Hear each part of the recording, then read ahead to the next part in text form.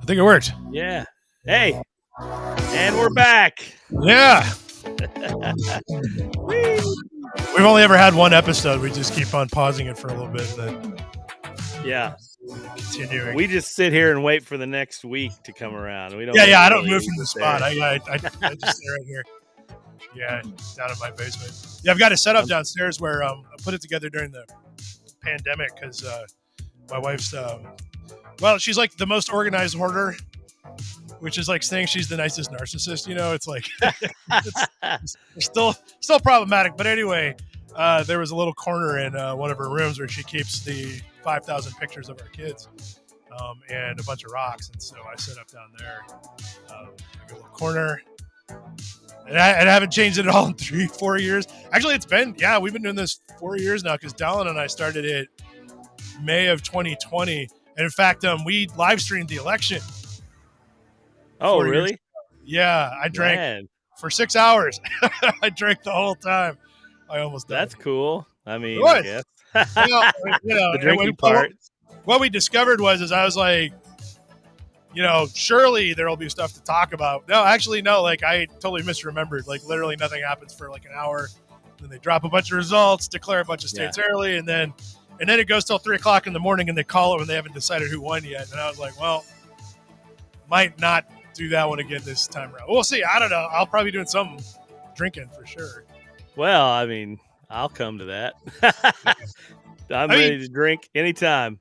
Yeah, I guess as long as I don't have to stand up the whole time again. But I don't know. It wasn't that bad the last time. Did you stand up during your thing? Oh, man. Big mistake. Yeah, I mean, it's okay. I can stand for unreasonably long amount of time, but 6 hours is a lot. I gotta say. Oh, yeah. It's a lot. I used to announce roller derby. Some people would stand while they were announcing. I'm like, no, I'd rather sit and drink beer and announce. That's what I used to do. Yeah, like an hour is okay, but also like we sort of had it open ended. Like, up until the last couple of elections and excluding 2000, most of them are over real early. It seems like, like 9:30 Eastern rolls around and it's like, okay, we're gonna call it here. It's like it's a washout. All right, fine. No big deal. And now they take like a week, which is not fun. I don't like that at all.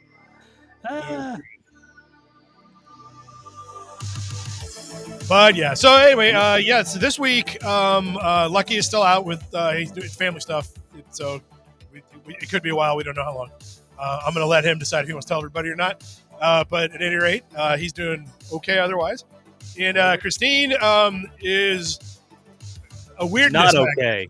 Not okay, as we all know. Christine attracts weirdness like nobody I've ever met, and it manifests itself in various ways. And one of the ways it manifests is she gets called for jury duty like immediately at the end of like whatever minimum amount of time has to pass between the last time she got called for jury duty. Is it Trump's trial? Is she there? I was hoping because that would be really funny. She should live stream from there. Yeah, she got called in, and apparently like she gets stuck on juries a lot too, which is the other problem. So it's like it's a double whammy. Like jury duty sucks bad enough, but getting called. I mean, she likes it, so that's good. But me, I'm like, oh god, like that's my nightmare. I don't have time for that. I don't want to jinx it, but I've been called 3 times and I've never had to go. Yeah, I got called once, but I wrote back and said, listen, guys, I have to be connected to the internet at all times, and I can walk away for a few hours, but then I have to have the ability to then be like, oh, hold on, everything needs to stop for an hour while I go handle this. And I said, if breaking news event hits, like that's the rest of the day, man. That's called in-house arrest. Yeah, basically. And they're like, so nobody else can do this? And I'm like, I've tried. I mean, there's a couple people that are pretty good at it, but I mean, it's a full-time job, man. And it's a lot. I mean, it's like, thank God I'm ADD because otherwise, no way. I'm down with ADD. Yeah, you know me. Well, I had an adventure today. I went and captured my first swarm of bees out of a tree. Bees! Guys down the road, I don't know if anybody keeps up with my habits of fun things, but we have bees here. And these guys have kind of taken us under their wing. They've been doing it for years. And they called me and said, do you have time to come help us capture a swarm? I'm like, say what? What's time? I mean, I'm typically busy. Yeah, say what? Yeah, I don't Do I have time. Say what? No. There's a swarm of bees. So luckily it all worked out. So I put on my suit and went and helped capture a swarm of bees. The tie and the quite the jacket. experience. Yeah, I was Yeah. all zipped up. Now, a week ago, or about 3 weeks ago, I had a brand new suit that had a hole in it, and I got stung on my head. So, oh, that's right. Yeah, I remember that. This did not happen this time. I'm very aware. Have you been stung twice yet, so you know if you're allergic or not? Oh yeah, I was stung twice last year alone. Like that's my thing. I like to be stung, I guess. Yeah. Wasps, bees, come sting me. I'm good. Yeah. I once I found out I wasn't going to die from it, it's more like I don't like it, but okay, fine. Yeah, it still hurts like a bastard, but yeah, I'm not looking for it, but I'm not in the hospital, so that's a positive. Anaphylactic shock is a real problem if you develop. No thanks. No, not a fan. So. Well, that's cool. I didn't catch any bees today. No, actually, like it's all been like head down, man. Like it's we're doing a FARC subscription drive. We're trying to get 1,000 new total FARC subscribers this month. I saw my friend Josh at Talking Points Memo just did it, and I was like, that's a pretty good idea. Actually, we kind of need that because ad revenues are sucking ass right now, but traffic's doing all right, so that's good. Good. Yeah, so we'll see how it goes. I'm gonna go after we're done. I'm gonna go over to my local bar, do some coding. I'm writing up a nag screen. I got to figure out a good, because like that's what you do, I guess. At a bar. Yeah. I was coding at the bar. I mean, it's like that's multitasking. That's your thing, yeah. Yeah, because then I can be out and get stuff done, and it's great. So yeah. Sweet. Yeah, so we'll see how that goes. But I'll be reminding everybody more about that next week once I get it kind of set up. If you want to head it off though, go ahead and go to on the main page on desktop in the upper right corner. There's a subscribe button. Hit that. Damn if I know where it is on mobile. See if you can find it. And if you sign up for it, you're not going to see any of this crap I'm going to do tomorrow, which is great. You probably won't want to anyway. And also, I don't know what's going on, but Heather is preparing a stunt for me to do related to the Derby. Yeah, she keeps asking me how fast I can bike 1.25 miles. Are you going to bike against a horse? Well, I think maybe she's setting that up. I told her I can't beat a horse. They're faster than me. Or are they talking roller derby where they try to knock you off your bike? Oh, geez, I hope not. We'll find out. That's a good idea. Yeah, I could go about like 25 miles an hour if I'm all out, but horses are faster than that. So, like, literally, like, I'll ride around the back roads on my bike here in Kentucky, and, like, there's horse farms everywhere, and they'll race you. And I've never won. Not one time. Not even close. Oh, yeah, I'm sure. Yeah, they hang out at the corner. They see you come in. They're looking at you. You can see it in their eyes. They're like, yeah, I'm going to get you. And then you get to the corner, and then they take off running, and I try to beat them. I cannot. They're too fast. Well, it sounds like a blast. Yeah, racing a horse on my bike. But anyway, well, we got some news here, though. We should go through. We're going to try a different format today. I've got more stories. We're going to spend less time on them, mostly because it doesn't matter. And some of them are just going to be the headline. We're going to blow right past it because that's all we do. All right. Let's see it. But this first one will be a deep dive, so don't get ready for that. But anyway. All right. Leading us off is this guy. Whoop. Oh, look at this. Speaking of paywalls. Try for just £1. Look at that. They heard me talking. Yeah. That's not even real money. All right, hold on. What is that? What do we got here? Oh, wait, that's coming later. No, that's coming later. Hold on. Don't read that one. Man, we're already on we're on a fast train wreck to nowhere. Yeah. Hold on. We got to lead up. You can't launch with orgies. You got to get there later. Okay, let's start with this one instead. You can't start with the orgies. No, you got to get first. Yeah, you got to get there. CDC, FDA, USDA answer big questions about the growing bird flu outbreak. Oh, I heard about this. We're in deep trouble. So cows are getting it. People getting it. Yeah. Well, so a lot of my friends know that like I read everything because it's my job and I do. And I'm also really good at kind of surfing the meta, because like I don't know, I see the news differently. Like the first question I always ask is like, why now? Like what do they want us to read here? What's going on? Yeah. This one is an open question. And many of my friends have been asking me like this week, like literally last night, going to play bar trivia, and my friend who I meet there every week, first thing he says, "So what's going on with the bird flu thing?" And I'm like, "Well, Yeah. we should lead with that." And in fact, I got lucky. There's been a couple roundup articles about this because journalists have been looking into it, and what they're discovering is that there's a bit of a complication with this particular issue, which is the CDC, the FDA, and the USDA don't normally have to overlap a lot, so they don't. And as a result, there's not a lot of coordination, and they're all involved in this. Now, it's not they're not getting each other's way, but nobody's like in charge of like the whole thing. So you got to go talk to them all, and then they don't even know what everybody else knows. So basically, it's like you just have to kind of figure it out. But that's what they're doing. It's like a puzzle. Yeah, kind of, because everybody's in charge of a different part of this. So for those of you who probably there's probably a couple people that don't have any idea what the hell I'm talking about. So H5N1 is what they call the bird flu, as opposed to like the swine flu, which is H1N1. I don't know why they have the numbers, but they do. I would get those confused. Yeah, you can probably go to Wikipedia and find out. I'm sure there's like a whole like book about it. I mean, it probably matters, but I don't know why. But anyway, H5N1 matters because that's what this is called. Now, it's the bird flu, and it comes around a while. In fact, I found out something really interesting. So it's been circulating for a while, like the last 20 or 30 years. And here's a really wild one. So you remember, like, I didn't even notice these were gone. Remember when we were kids and you would like look out the window and see these massive flocks of birds, just kind of like undulating around or whatever? Yeah. Bird flu killed them all. That's why we don't see that anymore. What? I did not realize that. Yeah. Like there was one, it was late 90s, early 2000s. Somebody can correct me in the comments if they know. We lost 90 to 95% of all birds in North America to one of these. And they haven't really ever recovered from that. I mean, they're not extinct, obviously, because I still see birds. They wake my ass up every morning at 6:30 when the sun comes up. But they took a big hit from this. So at any rate, it's gotten into the chicken population, which is always bad because chickens don't stay very far apart from each other in industrial factories. Yep. And so all the chickens got it, and they had to kill all those chickens. And then I don't know how they first started noticing this, but it started showing up in cows. Which was weird because like cows don't normally get bird flu. And it turns out one of the questions I get asked is, how did the cows get the bird flu? Well, it's gross. Do you know why? You might. They have sex with chickens. No, actually, but I'm trying to think of what the real answer is worse than that or not. No, they don't have sex with chickens, but what else? What else do you think it is? They eat chickens. It's worse. They eat the birds. They eat the poop.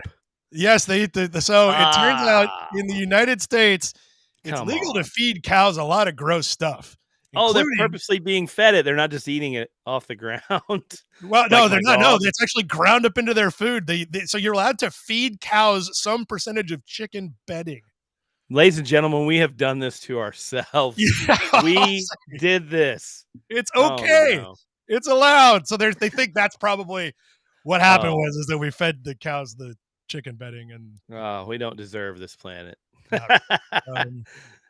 So at any rate, a bunch of dairy cattle caught it. And I saw a really good one. They said, thankfully, this article was really comprehensive. It says, so far, they have identified, that matters because we're not testing everything, but they've identified 36 different herds in 9 states have contracted the bird flu. And by herds, it's not just like 1 or 2 cows. It's like most of them in the herd. Now, they said, by comparison, I said they think I was actually in this article here. It's by comparison, there's something like 26,000 herds in the United States. So it's like, where the hell is it? Anyway, there's a lot more than 36 herds. Let's say that. Like, eating bird shit. Well, they're probably all eating bird shit, but only 36 of them got bird flu that we know of because testing's an issue. But at any rate, so they've been testing to find out. The obvious question is it showing up in milk? And the answer is yes, it is. They have been testing it, and it turns out that it's showing up in about 20% of all milk tested by the CDC. In the United States. Here we go. Now, milk on the shelves? Yeah.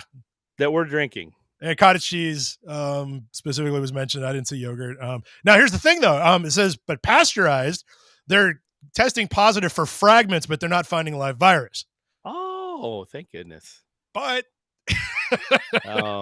never mind. Here we go. If you're drinking raw milk, you're drinking virus. I mean, that's basically it. So they're saying, there's a bunch of reasons not to do it anyway, but now you might get bird flu if you drink it. So that's the mainstream stuff that's been showing up. There's a couple other little data points that kind of floated in. Unrelated to this article, there were a couple that showed up. One of them was, I'm trying to think. There's one big one. Oh, yeah. So there was a big one that showed up. I don't know if I pulled it. I'll give you. So humans. That's the main one here. Can humans get it? And the answer is, well, they found a guy who got it, and he recovered. He didn't die. That's good. Yeah. And it turns out they've only ever seen, like, it's very rare for a human to get it, so it's not very contagious for humans. However, of the 400 known cases that they've ever found of humans catching bird flu, the fatality rate is 400, 399, 200. It's half of them. Oh, well, that's just like COVID. Like it's a little worse than the Black Death. Like, oh my God, that's bad. But it's not very contagious. So they're like, well, okay, how's that going to go? So 2 articles that popped up. One of them I pulled, one I didn't. The other one I didn't pull just because it popped in today. Said that we don't really have a lot of tests that test for bird flu in people. I mean, we could do it, but they're not like lying around. And anecdotally, investigators who have been talking to people who own and work on the farms that this has been showing up on have said that although they haven't been able to test everybody, a lot of people working on these farms got sick for about a week or two.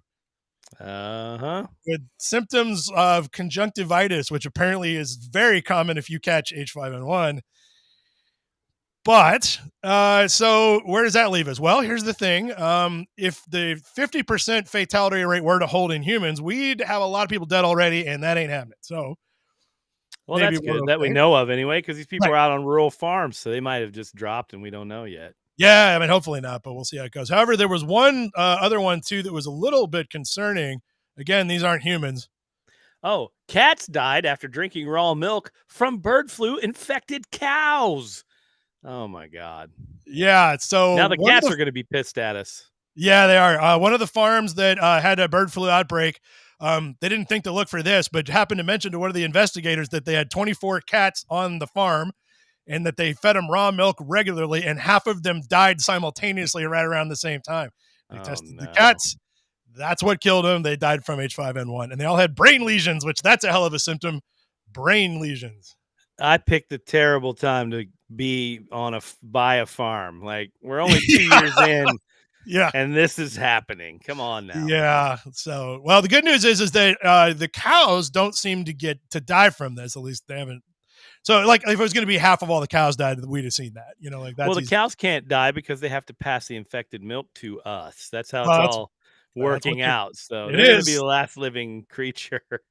Yeah, that's what. So the cows, they say they do get noticeably sick and they cough a lot, and it does affect their milk production a little bit, but they recover in about a month.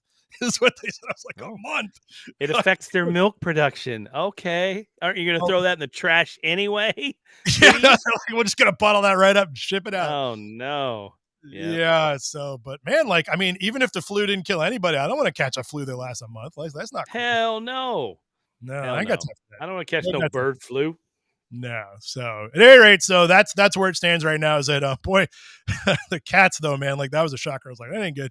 But they're very clear on saying that, like, cats and cows and birds are really different, and so it's unlikely that transmission can happen, but it's really unlikely. But they said if a pig start getting it, we're boned, because apparently whatever pigs catch and whatever humans catch is pretty close to identical. So they said if it shows up in pigs, we're in big trouble. We could start like a betting pool on the date and time frame, 1 hour blocks of when pigs get this, and we are screwed.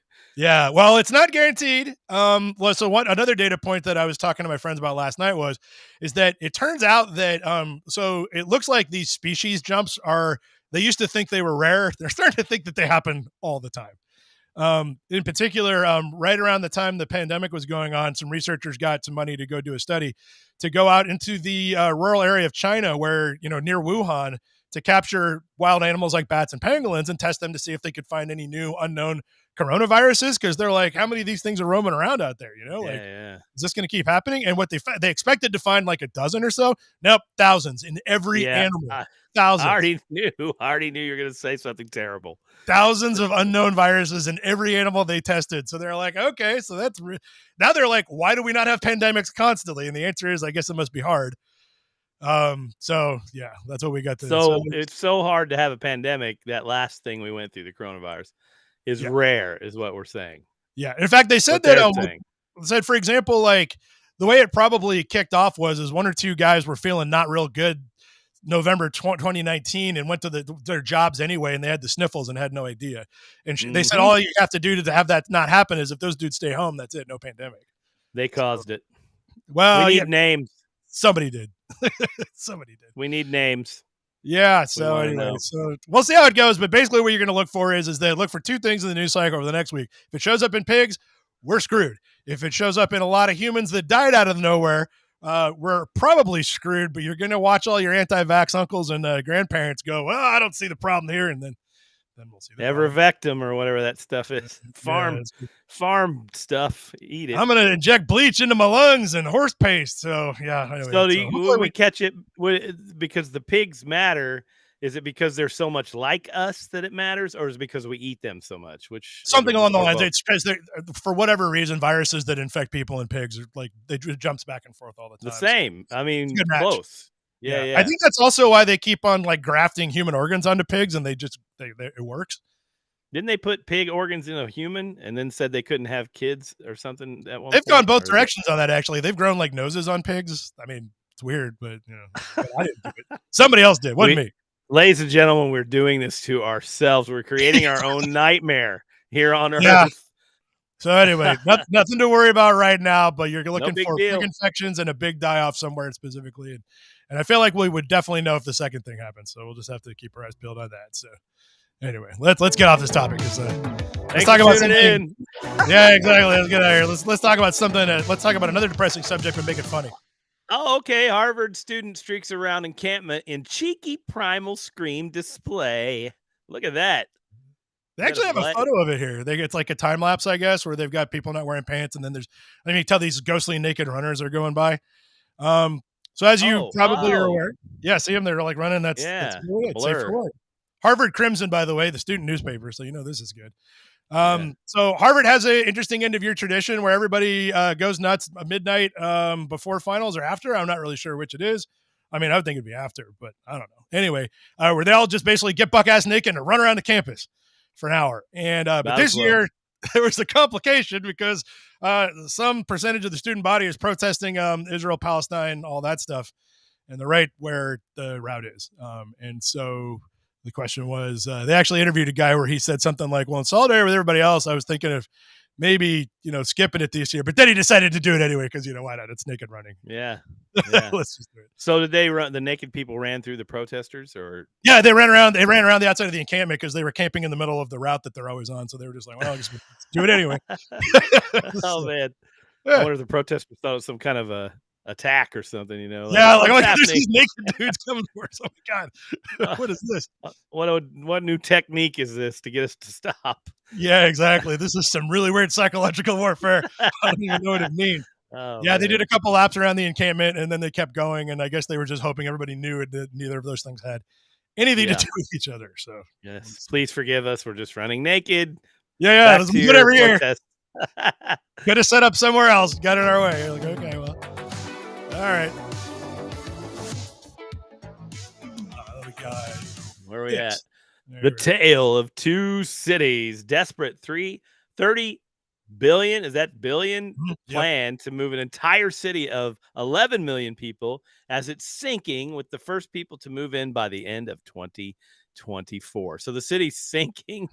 Yeah, it's Jakarta. So you've heard of it. It's the capital of Indonesia. Jakarta.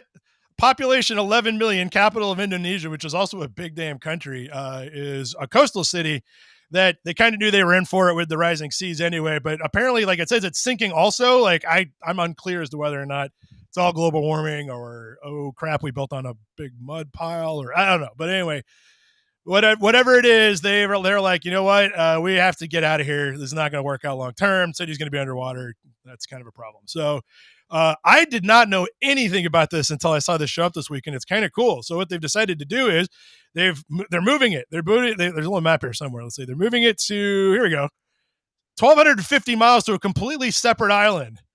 Oh, wow. And they're building it up in the mountains this time, so it won't sink into the ocean, or at least it'll take a while. That's smart. Yeah. They've learned their lesson. There you go. Yeah, and so they got pictures of them. Like this is, I guess this is a design of what they want it to look like. That looks pretty cool. That's neat. So they're gonna And then, kind of recreate the city as it was, I guess, or nope, something, nope, or what? nope. They're completely redesigning it. What they consulted with architects and engineers and experts in city design, and they're making a carless city. It's going to be all public Ooh, transport, walking, and bikes, and no nice. cars. Yeah. And they're basically building it from scratch. Actually, they've got sort of photos of it. Like here's the getting it put together. So they've been working on it for a while too. Because it's a 40-year plan. I think it's all going to be done. Let's see, that ain't it. No more pictures. Give me my pictures. That's not it either. Well, anyway, okay. What? Yeah, here you go. No, That's a good one. So here's the it problem. doesn't. It doesn't look like they have much time. Yeah, they're running out of time. They're get this done quick. But yeah, so they're building the entire thing, and I thought it was kind of interesting because I was like, that would probably work because like if you think about it, it's like the federal government, right? So that's automatically like an economy that's just going to show up, and they're moving the first like 200,000 people there pretty soon. And then if you work with the federal government, I suppose you probably got to build a headquarters right there too. Yeah. So it'll be interesting to see how this plays out. Except that they don't talk about this, but I got one concern about how this is all going to play out. Can you think of maybe one? Because I don't know if you can get the same one I do, but I'm like, wait a minute. They're gonna control the people. They're gonna wall them in. A Well, prison. sort of, but here's the thing. So they're acting like, yeah, we're going to move the entire city, but are they? I mean, so let's game this out, right? Oh, they're Okay, gonna so leave some people behind. well, they're going to build. So the presidential palace, that's going. Of Congress, sure, course. okay. Yes, All the yes, businesses will yes. then move out, sure, right? But are they going to move anybody? Or are you going to have to just find a way to get there? Because my bet it'd be is like I've never been to Jakarta. But let's say 6 million of those people live in a giant trash heap. Yeah. Are they going to bring them with them? I'm a little worried. I don't think they're going to. They're going to leave them. They're gonna leave them there, They huh? probably will. Well, Yeah. so it's different tiers of, and if you're down there in the Yeah. trash heap, so to speak, you're not going. It doesn't say they're not going to bring them, but I mean, come on. If it doesn't say they are going to bring them, I don't think they are going to bring them. That's kind of how it is. Like, I hope they do. I really hope I'm wrong. I hope they're like, man, we're going to get everybody out here and move to When's this big Okay. migration gonna happen? When's it supposed to happen? They said the first people are moving in there by the end of the year. I think of the 200,000 people are Oh, moving in. And then okay. they So said it's happening. yeah, and Basically. it'll be done by 2040, maybe they think, or something like that. So we'll just see how it goes. Oh Anyway, man. that's kind of cool though. It's like, I mean, other than what's going to happen to the other guys, but other than that, kind of wild actually. I had no idea they were doing this. So I was like, that's kind of Huh. Well, then the yeah. sea people, because that's what they'll end up being, people who live in the sea, I will mean, yeah, rise up and take that. It's like a movie. What was that Matt Damon movie where Aquaman. he? No, the one where he went up to the planet where all the rich people lived because his Oh, on daughter Mars? was sick. Elysium or something weird. Anyway, Oh, right. Okay, yeah, I remember that one. Yeah. yeah. So the poor people they might rise up and come and take that city. I don't know. I feel like part of the reason they're moving 1,250 miles away is to get away from at least somebody. Yeah, I mean, make if you it think not about it, easy for them. could have been. I think there's mountains near there, like already. But the other thing was apparently it's a very rural area, and the land was owned by indigenous tribes. And guess what happened? They moved them down to the water city. Yes, they did.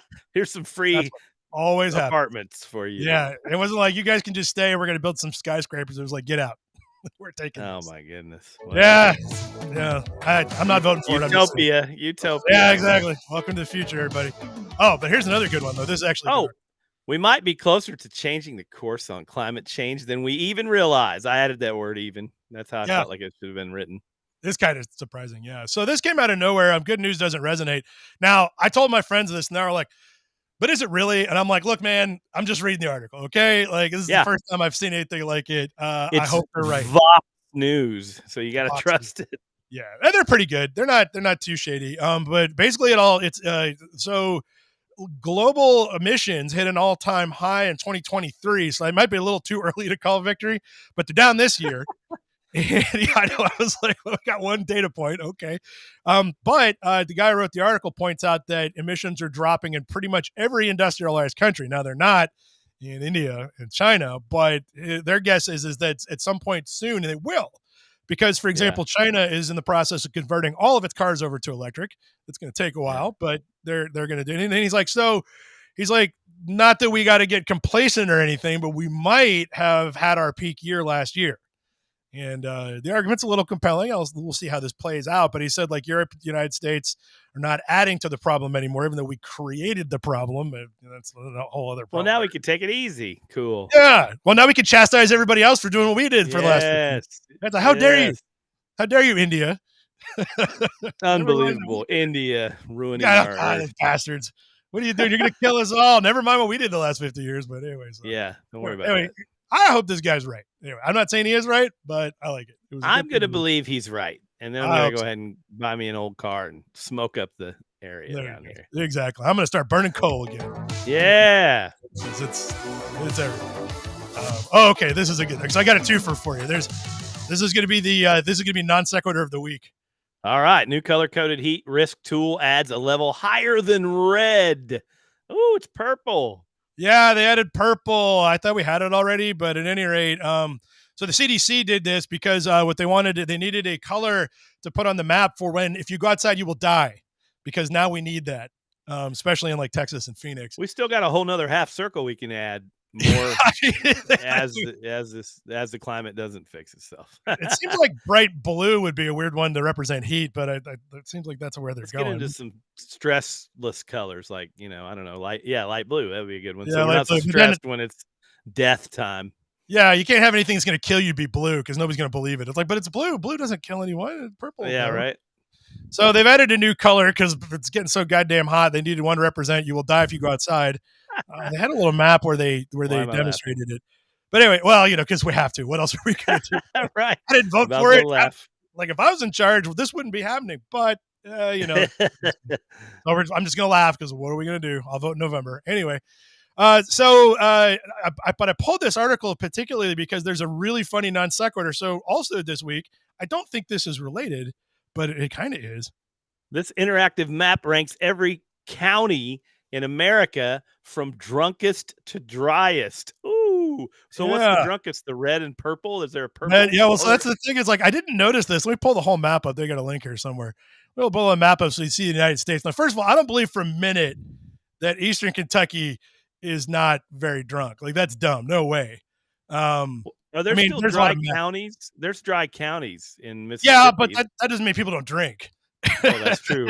Yeah, that is very, very true. I've been in dry counties, and so I don't believe this. I mean, maybe they do. They take more meth. I don't know. Like West Virginia, come on. Like, look how neat that border is. Like, that's just a reporting problem, I think.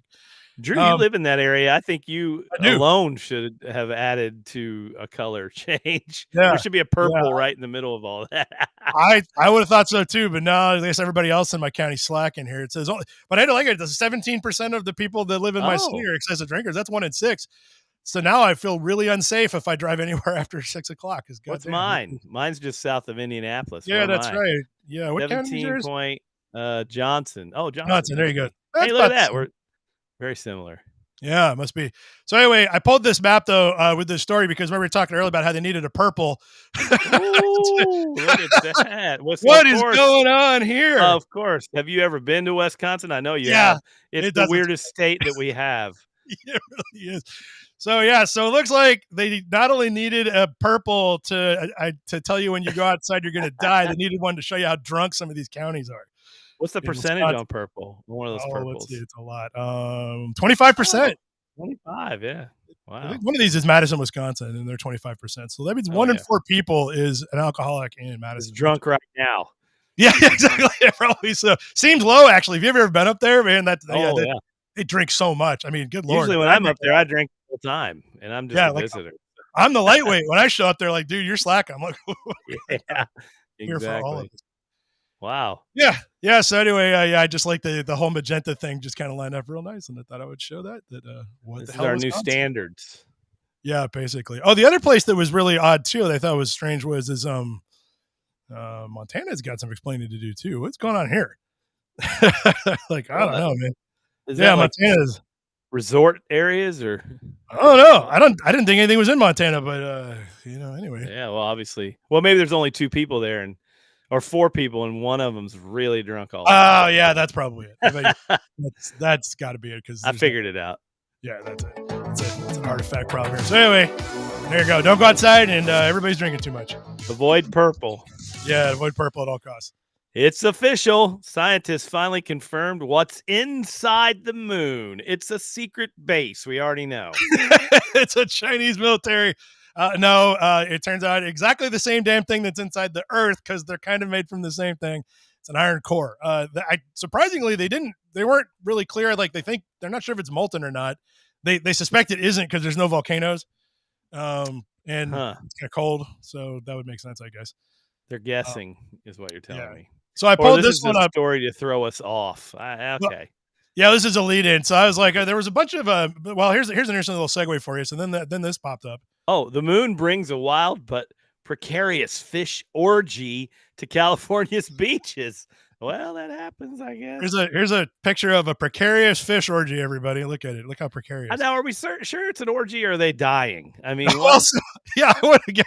So it turns out there's a species of fish called a grunion that exists on the West Coast in California. That for some reason, basically, whenever they spawn, they throw themselves out of the ocean up on the beach, and they do it up in the sand, and then they flip back into the ocean. Or I don't know how it works. Less messy that way. It doesn't say why. I'm not sure they even know. Are the fish? I don't know if science. A grunion. That's the future. If they're coming out of the water, that's the future species that will inherit this earth. Yeah, they come out of the water, they have an orgy, and then they get back in somehow. I assume high tide or lots of energetic flipping, one of the two there. Same like a lot of hot tubs around the Midwest. Yeah, that's true. That's true. You're right. But then this leads us to the one I sort of we had a teaser earlier on this. Orgies aren't all they're cracked up to be. I should know.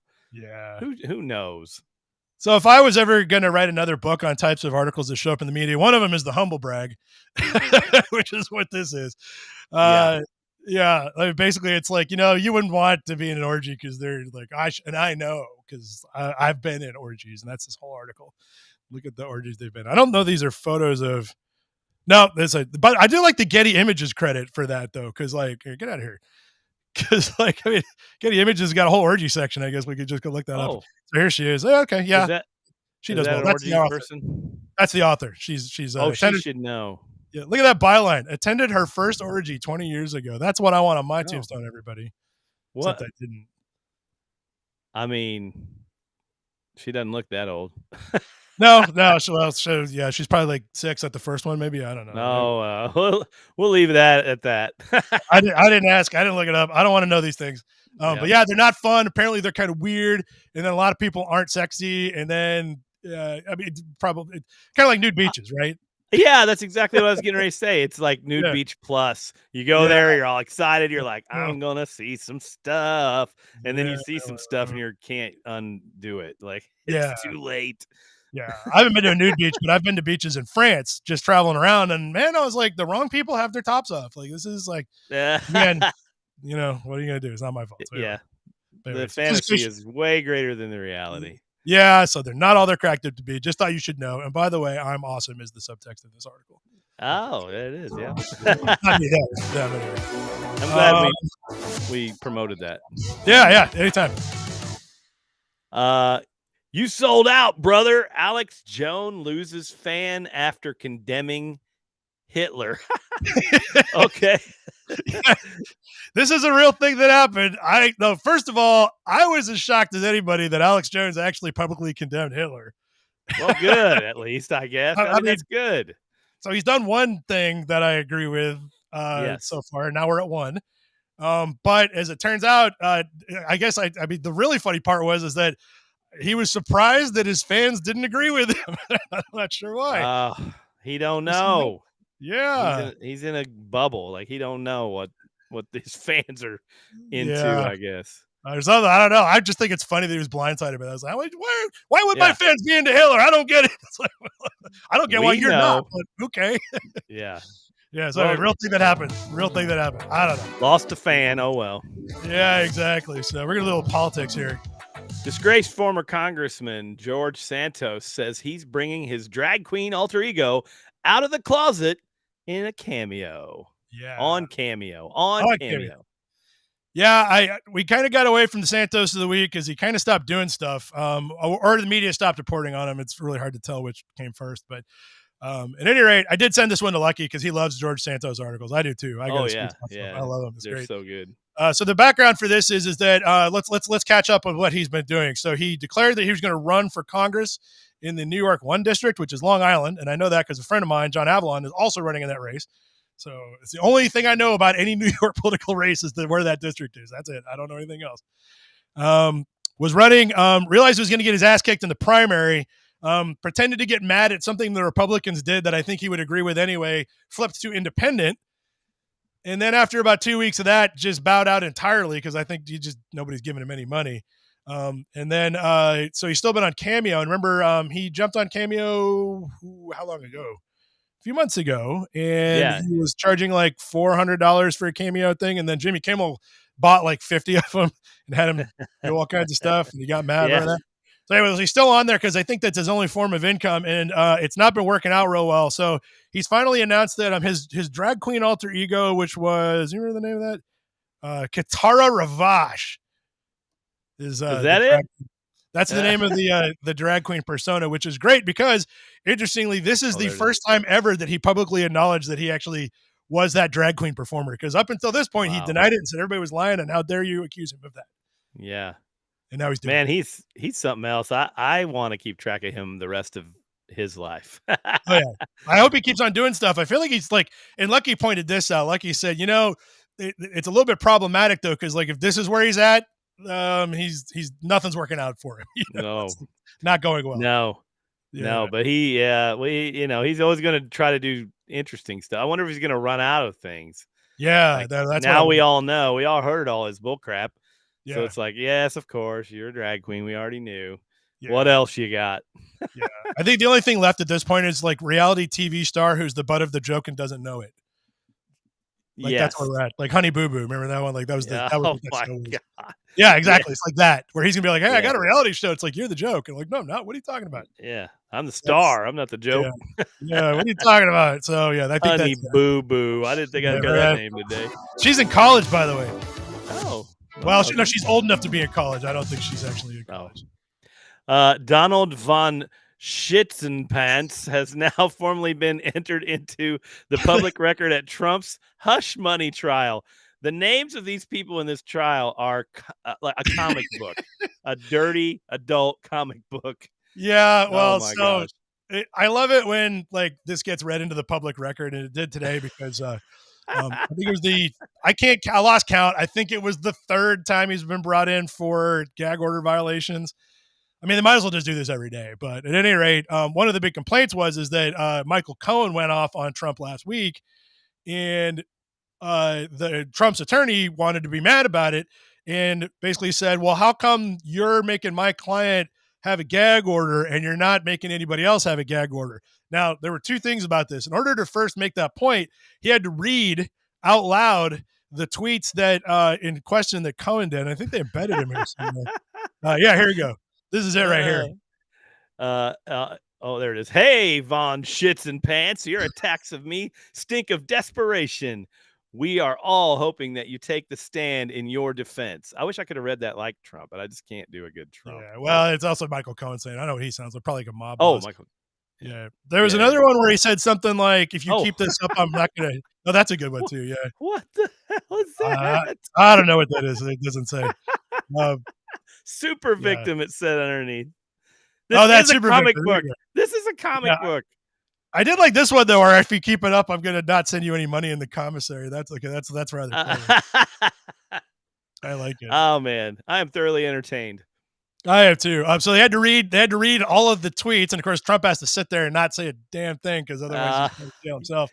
Another $9,000, which is what, $9 for him.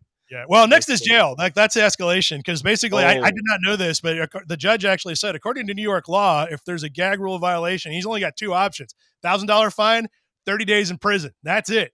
Like they can't do anything else. And he's like, we're going to have to escalate the next time this happens. So guess what? He didn't come out and say it, but heavily implied. I wonder what would happen if he went to jail for 30 days. I think we're going to find out. If I could bet on that, I would. I think we're going to find out. He's not going to be able to control himself. But at any rate, the Trump's attorney was complaining that why does my client have a gag order and you're not putting a gag order on other guys? Like, why does Michael Cohen not have a gag order on him? The judge pointed out to an attorney who supposedly passed the bar exam at some point in his life that the judge doesn't have any control over people that are not actually at trial. Now he's a witness, but you can't gag rule a witness. Right. But the attorney did say that there are gag rule of protections applying to the witness, and he'd like those lifted. And the judge actually said, you know what, that might be fair. So we'll just see how it goes. But anyway, but since Cohen put this out about a week ago, he hasn't said anything because he's an attorney and he knows that he really shouldn't have said that in the first place. But we'll see how that goes. But anyway, the whole point of this whole thing is Von Shits and Pants has made it into a court record somewhere in New York, and that's awesome. That's the name of a band. It should be too. Should be. It's probably get that trademark application out now, man. Let's do it. Yeah, let's go. All right, Kansas Senate retreats from effort to deregulate pubic hair removal. Okay. They're working on the important issues out there in Kansas. Yep, a lot going on out there. So I pulled this just because I wanted to make you read that. But I'm glad you did. Yeah, because it just makes your day brighter. But it turns out there's some funny tidbits in the article. So what's going on is that apparently in Kansas, it is currently a regulated industry. If you want to remove pubic hair, you actually have to have a license and some training and pass a test and get inspected and not have any prior felony arrests and not be a pedophile, which I think is probably the big one. Well, what? So if I want to remove my own in Kansas, I got to get a license. You'd probably could throw you in jail, knowing how Kansas is. But anyway, they went the opposite way. So somebody filed a bill to basically remove all regulation on pubic hair removal, all of it, including no pedos. Which I feel like keep that one. Hear the rest of it. Put all kinds of regulations on pedos, please. Yeah, but who asked for this? Who was because did she think of it herself? Or did somebody show up and be like, well, it's like a lobbyist walked in and said, well, here's the thing I want you to do. Yeah. This is really important. I'll give you $25 in donation. Look, I was standing looking at myself in the mirror and realized I really do need to remove some of these pubic hairs. Yeah. I don't want to be regulated. Yeah, I don't want to be regulated while we do it. No regulation. Regulation is what's causing all the problems in this country. Including it. Anyway, I can imagine the speeches they did. But anyway, so they actually filed it. And of course, we saw that and everybody started making fun of it. And then they're like, well, maybe we need regulations in pubic hair removal. I want the government out of my pubics. That's the end of that. Exactly. Yeah. So anyway, but no, it's still regulated. So if you need pubic hair removal in Kansas, for now, you can't have priors. I don't think Indiana regulates pubic hair, but I could be wrong. Who knows, man? I'm not even looking up. Women are paying $500 to get salmon sperm injected into their vaginas to boost their sex lives. Ooh, what? Yeah, I also just wanted you to read that. I mean, you're setting me up here. So they're paying $500, and it boosts their is the boosting of the sex lives when they're touched to have the salmon sperm injected into them, and is that it? They're good. Well, I don't know if I believe there's actual science behind this. They kind of imply that there is. They say that so the one thing that makes me think that maybe it works is the South Koreans came up with this, and they're really good at that. So, but what? Yeah, South Koreans are really good at this stuff. So I'm like, maybe, but meanwhile, I don't know. That doesn't sound right. I mean, does it make them more horny, or is it make more people attracted to them, or what? There's some kind of a stem cell activation that makes your hoo-ha come back. I don't really know, honestly. Come back, you about said. I'm way outside of my field of expertise on this. I don't even know what the normal playing field looks like, and then we added this wrinkle. So yeah, I can't. Drew, we look to you for answers, Drew. I'm just sitting here reading the article headlines, and I can't do this one, man. I'm way outside. I'm way out of orbit. No, we want to know. Yeah, what's going on? I can't even explain what normal women sex stuff is, much less what happens when this happens. But I would Google this on my incognito, but then Google tracks that too. So you're gonna get some weird ads if you do that. They say it works. Sure, I guess I'm not doing this. I don't have the equipment for it anyway, so whatever. I believe him. Yeah, but I mostly just wanted you to read that headline because and it's in the New York Post, who you can't believe anyway. But they printed it. All right, I believe it. I read it. I believe it. Here we go. We'll stay in the longer. Serial pooper leaves messes on gravestones, headstones at Northview Cemetery in Dearborn. You're really setting me up.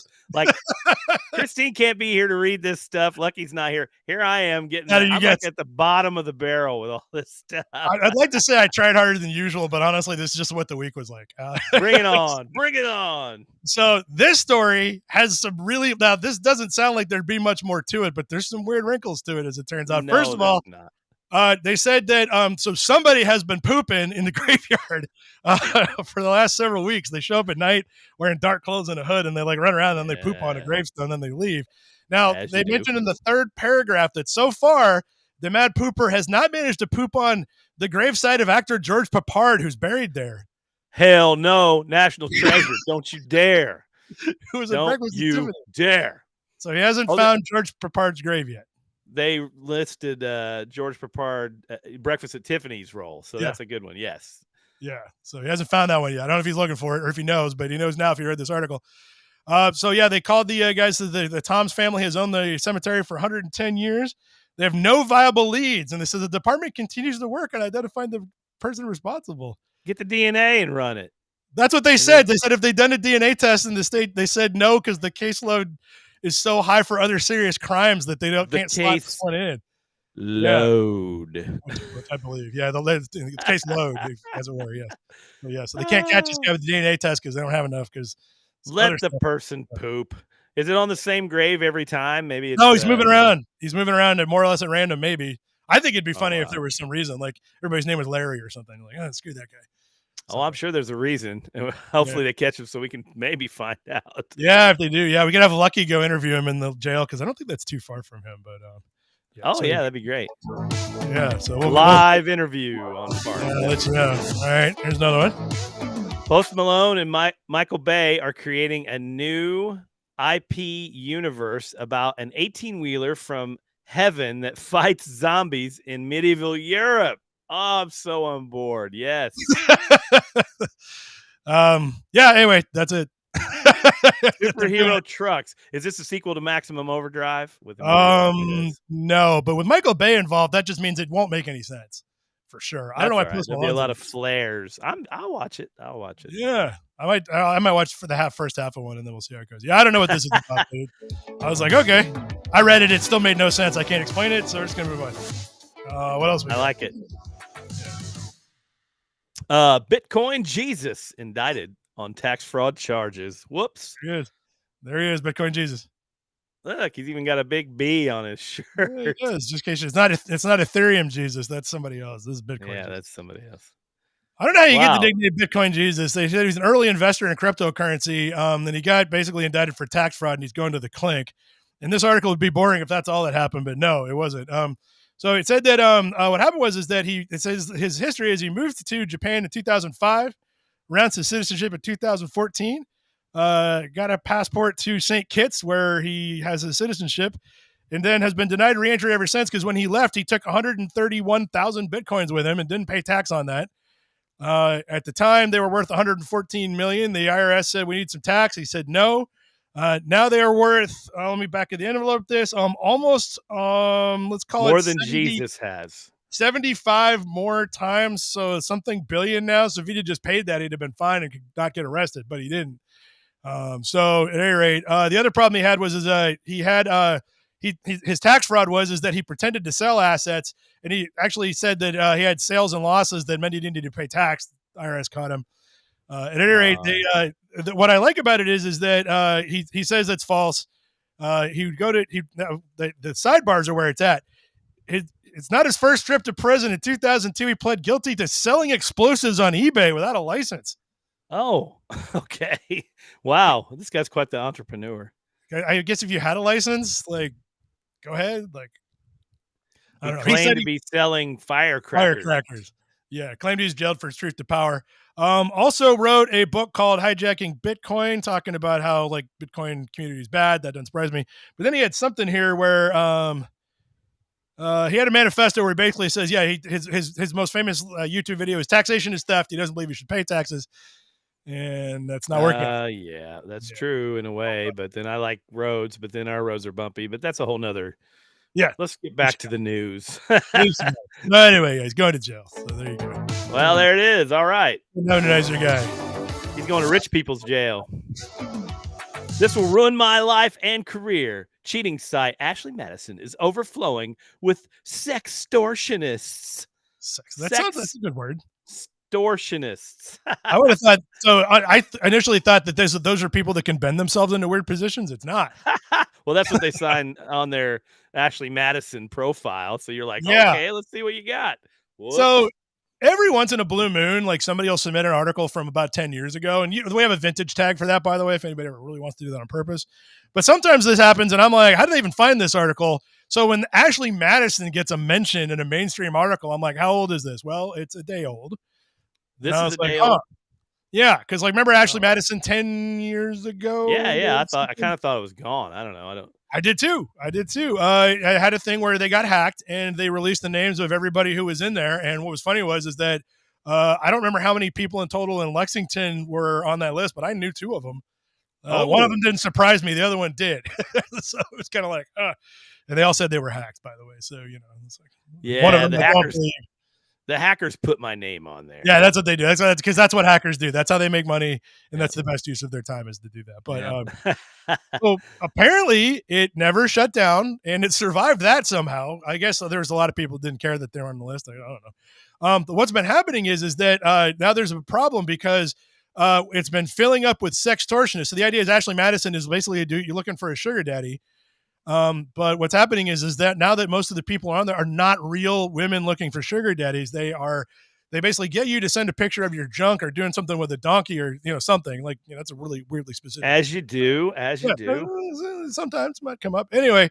And then they, start extorting these people and charge them money at the rate of a few $1,000s a week or a month, or they're going to release it all to their relatives. And apparently this is out of control over there, but I argue, oh well. That's kind of where I'm at. Tough shit. Oh well. I mean, what do you think was going to happen? I'm not saying you deserve it. Oh well. You could just stop paying them, I guess. I don't know. Anyway. So yeah. Huh. Yeah. So anyway, yeah. So Ashley Madison's still around and it's full of scammers. Not that anybody needs that warning, but yeah. Well, there it is. Yeah. Okay. Now for the rabbit hole. This is the rabbit hole. Oh, yes. Rednecks Cotton Eye Joe smashes YouTube record just now? Yeah, I know. Yeah. So again, somebody submitted this to FARC and I'm like, okay, what? I don't, did they find something from 30 years ago I didn't know about? Like, what in the hell? So this happened recently. Sometime in the last month, Cotton Eye Joe smashed the record for the most number of views in, 3 billion views in 26 days, which is a new record for the fastest song to reach that number. The previous record was Adele's Hello hit 1 billion in 87 days. That was the previous record. Wow, that's like 26. That's crazy. What? Right. So begs the question, how the hell did that happen? Yeah. And good news, it's weird. So here's how this goes. Okay, bear with me. There's a string of weird events that happen. So first off, what happened was this guy does this on TikTok. This is the beginning. I've been married a long time ago. What do you come from? What year to go? What do you come from? Bacalado. I've been married a long time ago. What do you come whatever the hell this is? What do you come from? Chickenado. Here it comes. That's the drop. Yeah. Oh, that's good. I've been married a long time ago. What do you come from? What do you go? What do you come it's only about a minute long. I've been married a long time ago. What do you come from? What do you go? What do you come from? Chickenado.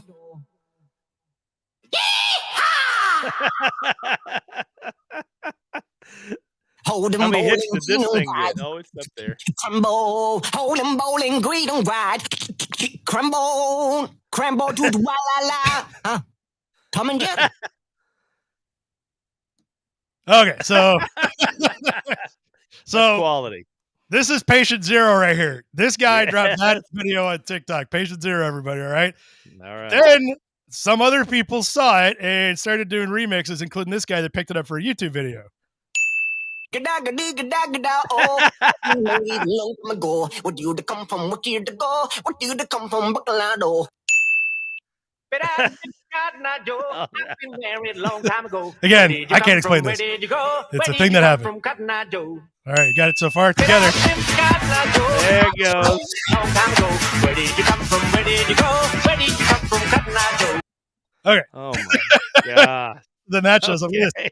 24 million views. All right. Oh my gosh. Okay, so then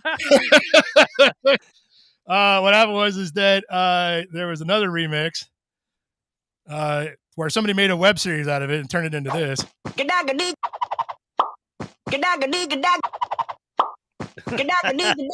Oh. What? Help me. Oh, I've been married a long time ago. What you to come from? What you to go? What you to come from? So anyway, I got 3 teenagers, and I often wonder, what are they looking at on YouTube? It's this stuff, basically. So I told my kids, they're like, we know, Dad. We know. It's reprogramming them to enjoy Cotton Eye Joe. That's why it has that many hits. Yeah, so what happened was that what they didn't know is the same thing that I guess 3 billion other people found out recently, is that there's a real song this is based off, and they're like, what? Oh, the kids didn't know. No, they didn't know. They had no idea. No, it was a throwback. They're like, what do you mean that's a real song? I was like, oh, yeah, here. Yes. Let the education begin. I scored a point. And then they're like, so how did this get made? I'm like, it's even better. They're Swedish, I think, or Norwegian or something. And I think they are actually too. So, but yeah, I can't explain it, man. It just showed up 30 years ago, and we're all like, okay, I guess this is what we're going to be listening to. It's brand new again.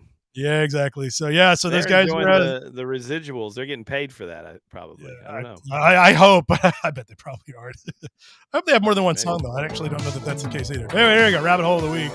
They probably had a whole album that nobody cares about, but almost definitely that definitely happened.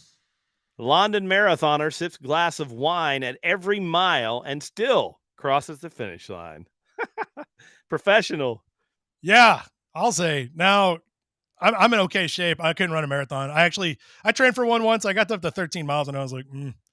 Oh no, it takes too long too. But I cannot imagine drinking an entire glass of wine every I don't know how fast he did it. And I don't get a time on here. Apparently, he does it all multiple years in a row too. But at any rate, let's see here. This is TikTok. Have they ever thrown up? I mean, they have to, right? I mean, that's how that works, isn't it? All right, it's not going to give it to me.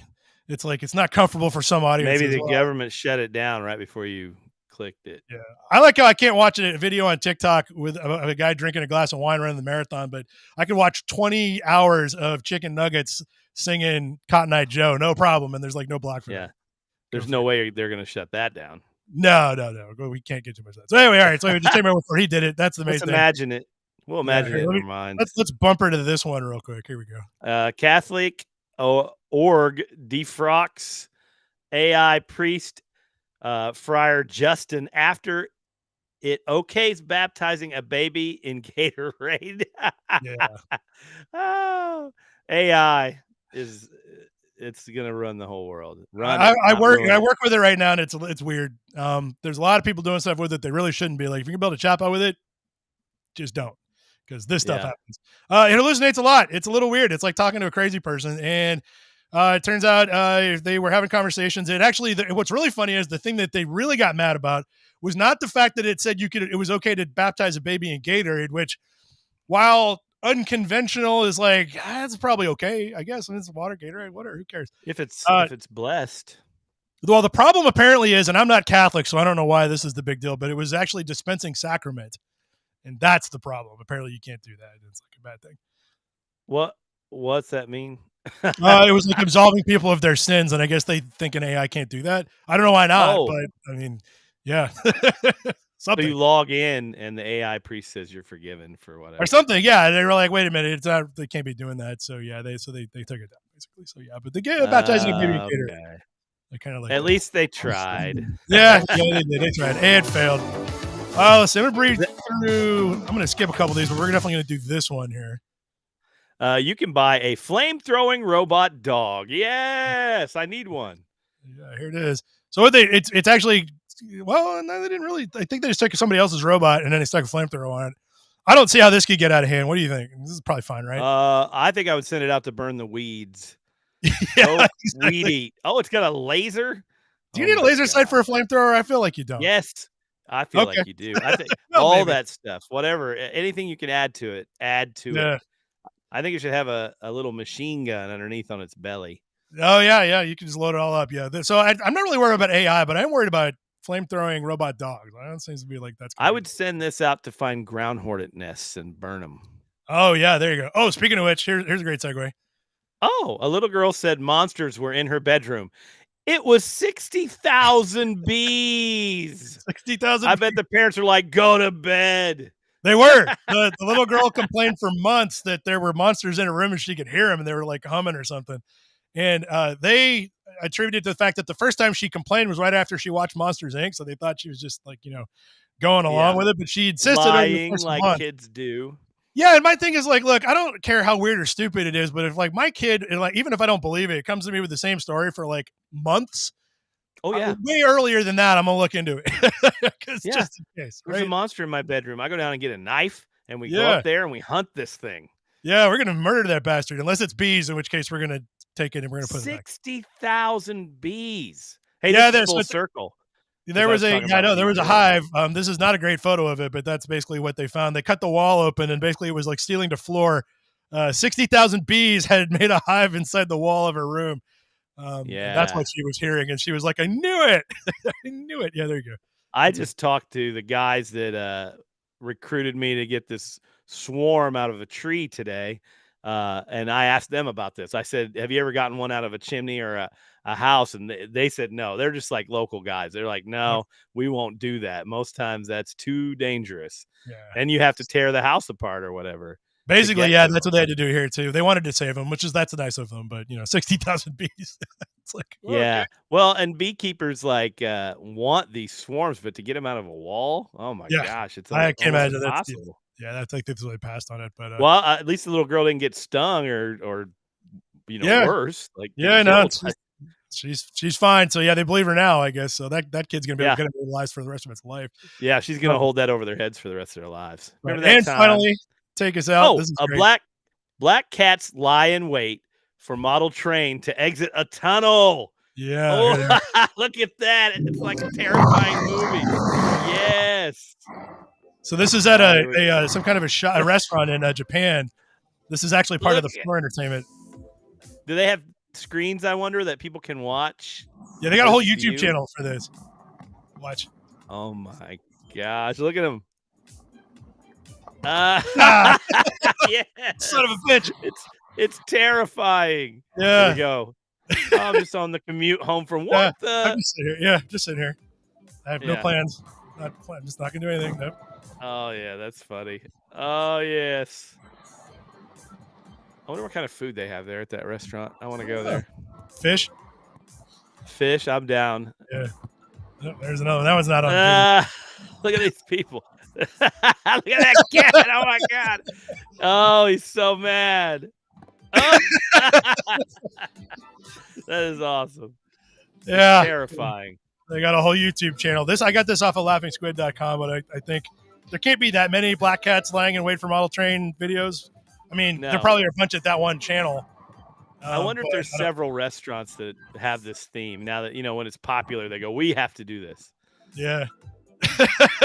Oh, my gosh. My problem is, who's putting it back on the track? Because, man, that's a full-time job right there. Yeah. Look at that. Look at that chef leaning over looking. Get to work, buddy. Yeah. Kill that train. All right. We get to see the underbelly of the restaurant there. Look at that mold right there. Not good at hiding at all, is it? Oh. Well, the patrons are riveted. Look at them. No, yeah, everybody loves it. They just can't wait. Hey, lady, your mask is down, lady. Yeah, see, they've got rednecks in Japan too. This is brilliant. Yeah. Get it. No, cats don't ever do what you want. No, they don't. I want them to wipe it out. Yeah. It looks like they have track going down where the other people are sitting too. Yeah, it does. I wonder if the cat's chasing. Oh, there's the other one. That's it right there. It's on now. Somebody's getting this. Taking bets if it can get past this time. Look how still they are. Yeah. That is creepy, really. Yeah. Imagine seeing that on a real train. Oh, you missed. Fools. They're just getting mad now. I like how one of them's got a clipped ear and the other one. Yeah, I do too, because that means it's a capture. Oh, they both do. Yeah. Yeah, they do that with strays. These are stray cats that wandered into the restaurant. Yeah. Oh! Take that, you son of a bitch. Oh my gosh. Anyway. That is hilarious. Wow. Whole YouTube channel that if you need to light up your life. So there you go. Believe me, I do. I'm gonna check that out for sure. Oh man. That's my funny. eyes started watering. All right, so ignore this. I'm gonna do this for the next 5 minutes. Yeah. Did you get stung by a bee or you just No, it's allergy season in Kentucky between March and November, and we're in it.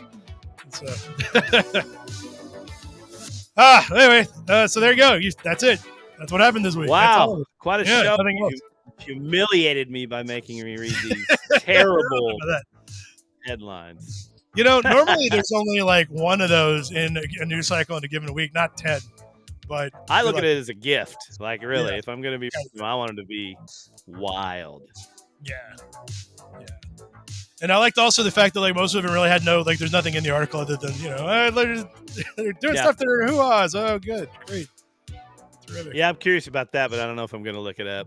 I'm not. I mean, what if my wife looks over and sees me Googling? Have her look it up. Salmon sperm. You're off the hook.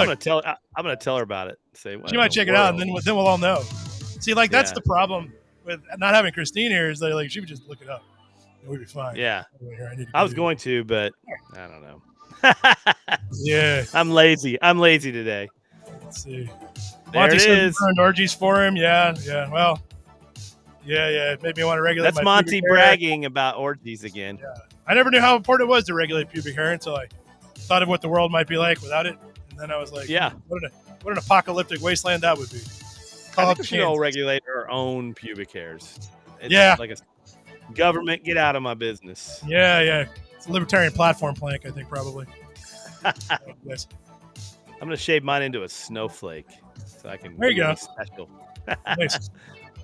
Oh, here we go. Check it out. Janelle says she actually has heard of this. So, okay. I mean, it came from Korea. So, like, those guys know everything about that kind of stuff.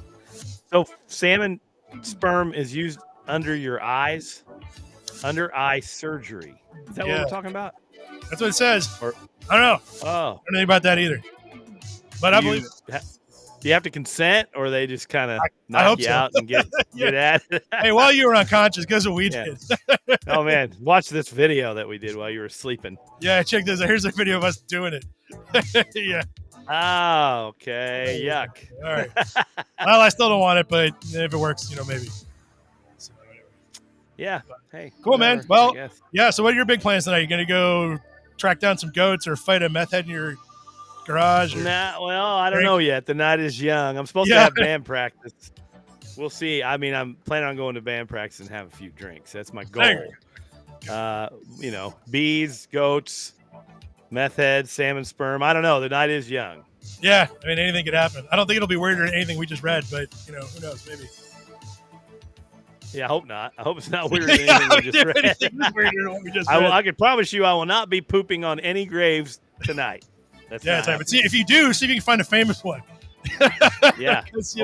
I'm not just going to poop on any old grave. Papard, I want somebody's name. Somebody George famous. Papard, his days are numbered, man. There's going to be poop on his grave. Treasure. Right now. Yeah, that guy's going to see that article and go in there. Yeah, he's going to be like, oh, I got a target now.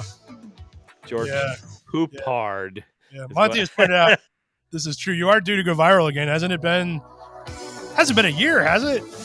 No, have you gone viral in the last 12 months? There was a little tinge recently. I can't remember what it was. I mean, I believe it. It happens so often, it's hard to keep track.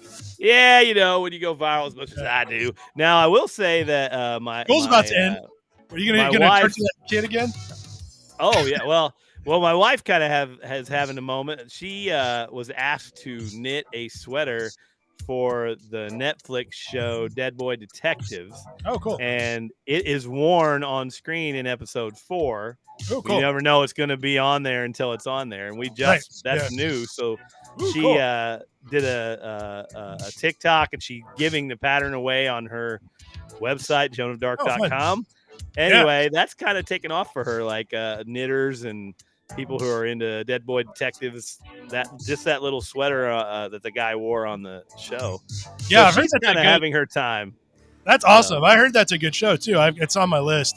But it is good. Yeah, seems like every show on the planet decided to drop 8 episodes in the last 2 months. So I'm about 50 behind, but I'll get there. Yeah, I'm enjoying Dead Boy Detectives, not just because there's sweaters in there, but it's pretty good. Added bonus. Yeah. Nice. Very cool.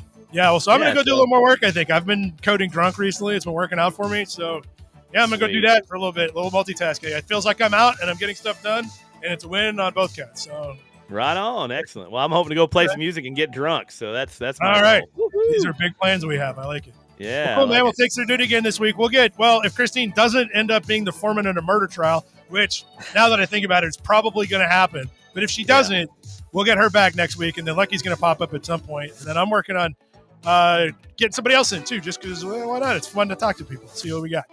Yeah. All righty. Cool. Well, thanks again. And we will see you all next week. Yeah. Goodbye. Have a great evening.